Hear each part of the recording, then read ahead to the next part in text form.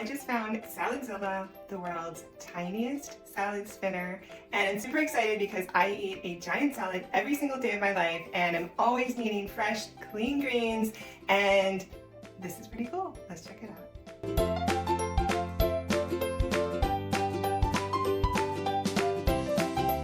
Alright, so that was super easy assembly. All I did was put on the blue bottom water catcher, and then we are going to put our greens in here. There's a metal ring right here so we can fold down, and this is the little pouch to store it in. So all we're going to do is fold down the green around the metal ring like that, and now it's ready for our greens.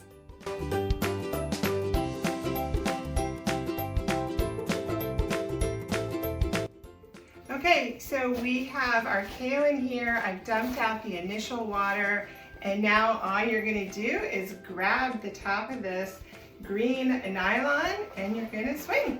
And the kale is dry.